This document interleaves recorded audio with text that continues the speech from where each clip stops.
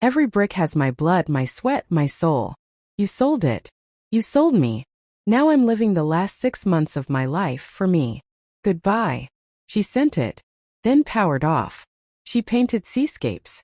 She danced at the Saturday farmers market. She learned to make Marionberry pie from a local named Ruth. She met Tom, a 72-year-old widower who played fiddle on the beach. He didn't ask about her past. He just played Sweet Caroline and smiled when she cried. 6 months later, she sat on the porch again. The cancer had spread. But she was not afraid. Ruth held her hand. Tom played softly. She looked at the ocean and whispered, "The first brick was for them. The last one is for me." She died at sunrise. Peaceful. Free. The kids received a package 3 days later. Inside, a single brick. On it, in her handwriting, "This house was mine. Now my soul is too." Part 2: The Reckoning. Words. 5,000. The children's fallout. Jake Thompson stared at the brick on his $3,000 walnut desk in his River North loft. The loft he'd bought with the proceeds from the house flip. The house that wasn't his to sell. His phone buzzed. Another text from Ryan. "Did you see the will? Mom left everything to a women's shelter in Cannon Beach." Jake's hands shook. He opened the attachment Sarah Kim had emailed. The will was ironclad. The $2.5 million from the sale? Donated. The condo in Schaumburg? Sold, proceeds to the same shelter. Her final wish. Let them learn what it means to build something with their own hands. Emily called hysterical. Harper's college fund gone. Mom gave it to some art program for senior citizens. Ryan was silent. He was staring at his own brick. His wife, Lauren, had left him the week Karen died. Took the kids. Took the dog. Left a note. "You sold your mother. I won't let you sell our family." Part 3: The Shelter. Words. 4,000. Karen's legacy lives. The Karen Thompson Women's Reclamation Center opened in Cannon Beach 6 months after her death. A 10,000 square foot cedar building with art studios, culinary kitchens, a bricklaying workshop, a porch facing the ocean. The first resident was Ruth, the pie lady. Then came Maria, a 68-year-old widow whose son had gambled away her retirement. Then came 47 more. Every woman who walked through the doors received a brick. On it, in Karen's handwriting, copied by a calligrapher. "Build something for yourself." Part 4: The Return. Words. 4,000. One child tries to rebuild. Ryan showed up at the center on the 1-year anniversary of Karen's death. He was thinner, unshaven, driving a 10-year-old Civic. He carried a duffel bag and a single brick. Ruth met him at the door. "You here to volunteer or atone?" "Both," he said. He stayed. He taught bricklaying. He cooked chili on Thursdays. He never asked for forgiveness. He just built. One night, Maria asked, "Do you miss her?" Ryan looked at the ocean. "Every day." But I'm learning what she meant. The house wasn't the bricks. It was her. Part 5: The Final Letter. Words. 2,000. Karen's voice from beyond. The center received a final package on the 2nd anniversary. Inside, a USB drive. Karen's voice, recorded the week before she died. "If you're hearing this, I'm gone. The house is gone. But the lesson isn't. Jake, Ryan, Emily. I loved you more than life. That's why I had to leave. Love isn't ownership. It's freedom. I built a house for you. Now build one for yourselves. Not with my money. With your hands. If you ever want to find me, look in the eyes of every woman who walks through these doors. I'm there. I always was. Mom. The house I built with my hands." The first brick Karen Thompson ever laid was on a sticky Tuesday in July 1987. She was 32, barefoot in cut-off jeans, her ponytail plastered to her neck with sweat. Her husband Mike was laughing beside her, holding their youngest, Jake, on his hip. "Karen, honey, that ain't level." Mike teased, but his eyes were shining. She nudged the brick with callous fingers. It was the foundation of the house she would build. Not just with mortar and sand, but with every skipped vacation, every double shift at the diner, every dream she shelved. The lot was a gift from Mike's dad. A half-acre in Naperville, Illinois, ringed by maple trees and the distant whistle of the metro train. It was nothing then, just red clay and hope. By the time the walls hit her waist, she was pregnant with their third kid.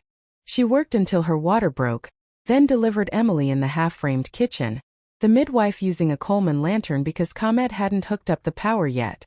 That house grew with her kids. Every brick had a story. The one chipped by Ryan's Little League home run, the one she laid the day Mike got promoted to foreman, the one she placed the night he died. She was 40 when the roof finally went on. She stood on the deck at sunrise, hands bleeding from mixing concrete, and whispered to the sky, "This is for them. All of it." 20 years later, the house was a McMansion. 4 bedrooms, granite counters, a 3-car garage. Karen had added a suite for each kid, a man cave for Ryan, a craft room for Emily, a home gym for Jake. But Mike was gone, heart attack, sudden, cruel. The medical bills were not. Jake, the eldest, came to her one Sunday after church with a manila folder. He was 35 in a Patagonia vest, already a tech founder. "Mom," he said, using the pitch he saved for Shark Tank, "we need seed money." His startup, some AI thing with algorithms and servers, needed $800,000. "Just the house," he said. "We'll get you a condo. You'll be set." She stared at the koi pond in the backyard. The filter had quit years ago. She hadn't had the heart to fix it. "This is your home," she said. "Mom, it's equity." Ryan and Emily nodded behind him like yes men. She signed. They gave her a 2-bedroom condo in Schaumburg. No yard. No deck. The elevator smelled of pizza and despair. 6 months later the cough started. Then the weight loss. Then the night sweats. Dr. Patel delivered the news in a voice too calm. Stage 4 lung cancer. 6 months, maybe less. Karen laughed. Not because it was funny, but because it was ridiculous. She had never smoked. She had breathed drywall dust for 20 years. She called Jake. "Mom, I'm in San Francisco," he said. "Pitching VCs." Ryan was closing a Series B. Emily was planning Harper's Sweet 16. She went alone to the oncologist. Alone to the first chemo. Alone to the bathroom when she puked blood. They came on a Sunday, Jake, Ryan, Emily, and their spouses. They brought deep dish from Lou Malnati's. Not her recipe. Jake cleared his throat. "Mom, we've been thinking." They had found a very nice assisted living facility in Naperville. 24-hour care. Bingo nights. Even a pool. It cost $12,000 a month. "We'll swing it," Emily said, scrolling Instagram. Karen looked at the pizza. It was too greasy. Too much cheese. "And the house?" she asked. "It's appreciating," Jake said. "We might flip it soon." She smiled. The first real smile in months. That night she couldn't sleep. The chemo made her bones scream, but the rage was louder.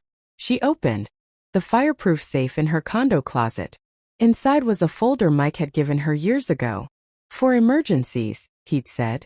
Inside, the original deed to the Naperville lot, a will, Mike's notarized, stating the house could never be sold without Karen's consent. A clause. If misused, ownership reverted to her sole discretion. She had forgotten. They had forged her signature. She called attorney Sarah Kim at 3 a.m. Sarah had been her student teacher once. Sharp, loyal, grateful. "Mrs. T," Sarah said. "This is fraud." They had forged her power of attorney. The house was still hers. Karen didn't want revenge. She wanted justice. She invited them to the house. Not the condo. The house. They arrived in Teslas, confused. "Mom, why here?" She stood in the foyer. The koi pond was running again. She had paid a guy that morning. "This is my home," she said. "Always was." Jake laughed nervously. "Mom, the closing docs. Forged." She handed them Sarah's cease and desist. "I could sue. Take everything. But I won't." Silence. "I'm selling it," she said. "Tomorrow." Emily gasped. "You can't." "Watch me." The buyer was a developer from Dallas. $2.5 million. Cash. She signed in Sarah's Loop office. The kids weren't invited. She bought a cedar-shingled cottage in Cannon Beach, Oregon. 1 story. Wraparound porch. Steps from Haystack Rock. She named it My Place. The first night, she sat on the porch with a mug of chamomile. The waves roared like a standing ovation. She recorded it on her iPhone. No filter. Chemo had taken her hair, but not her fire. Kids, she began. I built this house with my own hands.